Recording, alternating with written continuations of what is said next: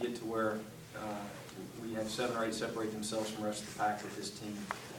Raheem is a preseason all-league guy, but I don't think, having said that, we got 4 or 5 all-caliber or all-league caliber guys. Outside of him, we have 8 or 10 pretty good players that we like that can play some pretty good roles for us, we believe.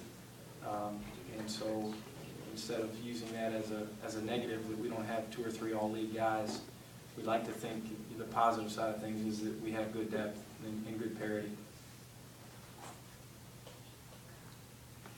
You look at the preseason polls, a lot of people throw that out. I mean, just from where you sit, is that probably pretty accurate for what you think going in? It's hard to tell with all the new teams and with the differences in the remaining teams.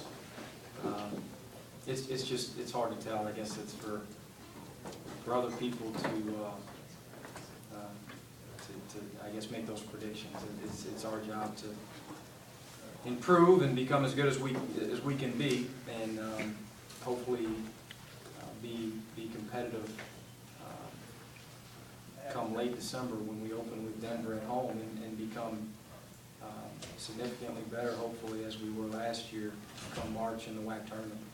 Coach, after those 2 exhibition games, what players maybe surprised you, some of the newcomers that you saw more from them than you were expecting? Really, we hadn't had many surprises. If we've had one surprise overall, it would be the fact that we shot the ball so poorly, because we really shot it at a pretty high percentage in practice. And I attribute some of that to shot selection with unselfishness. Guys are turning down good shots to get great shots. Unfortunately, in our 2 exhibitions, we didn't convert those great shots. But overall, again, we're playing unselfish. We're executing better. We're getting pretty good looks. We've got to make some adjustments and figure out how to knock those things in. Answer your original question, not that it's a surprise to the staff, but maybe to some of our fans. Jaron Johnson was really good the other day, getting 14 off the bench, and he's fighting every day to earn more and more minutes. He's a talented kid. Keon McNeil was really good off the bench as well, getting us 14 against Southern Arkansas. So those were the bright spots. Offensively, I guess overall with the preseason, Mike Kaiser's been as big a bright spot as anyone, really, and he'll earn more and more minutes this year, and deservedly so.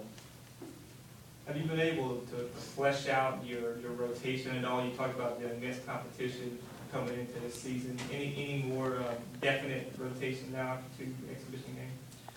I think we've become a little bit closer, but again, because of our log jam, if you will, because of our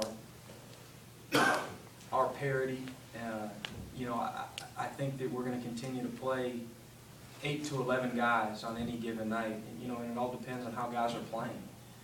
Heck, it'd be easier for me to play 7 or 8, but I just don't think that this team is like that.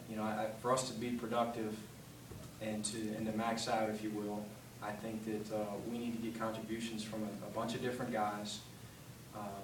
Again, we're not overly experienced. Again, we don't have 3 or 4 potential all-league guys, but I do think that our strength is our athleticism, our depth, and hopefully our ability to wear down opponents with that depth.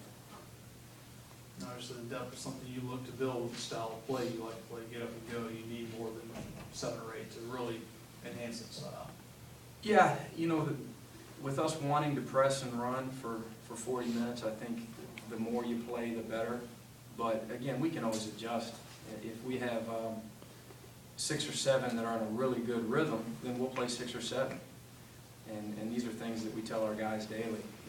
You guys will tell me how many of y'all deserve to play and how many minutes.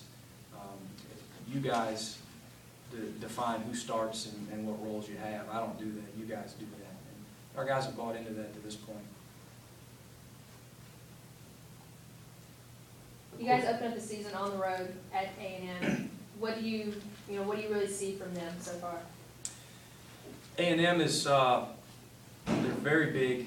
They have an experienced front line. They play more of a traditional lineup than we play with really 2 post players in at most times, and it'll be interesting to see if they adjust to us or whether or not we have to adjust to them and play bigger. That'll be I guess, game time decisions and flow of the game decisions. Their backcourt is somewhat inexperienced like ours, but they're very, very talented. Their 3 starting backcourt guys will be as good as we'll play all year. And their team speed with those 3 guys is off the charts. They're 3 really fast, quick backcourt guys. What role will Alex play this year, Alex Hamilton? You know, a lot of it just depends on Alex and the other guys in the rotation. I can tell you, he's about as talented as we have. He knew coming into it this fall that he had his hands full in terms of competition with our veteran guards. He's been very good at times in certain facets of the game, but he's behind in a couple facets as well. But he's learning every day. I've been really pleased with his work ethic, his physical toughness. You know, he's fighting through some hard, long practices. He had to leave practice yesterday with some cramps. You know, he's not used to this. He's not used to, you know, 2 or 3 older guys just digging up in him and fighting him for minutes every day for 2.5 hours. But he's responded well, and he's going to be a good player here. How much he plays, how early, will again be dependent upon him and the other guards. Coach, you got some local flair on the A&M team with Courtney from Arcadia. Mm-hmm. What kind of challenges is he going to present you guys? Courtney's a big, strong body. You know, he's been around the block. He's an older kid.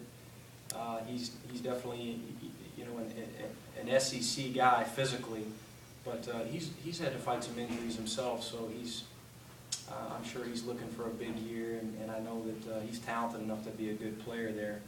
I hope he has a great year. We always pull for the local guys. I just hope he has an awful game against us.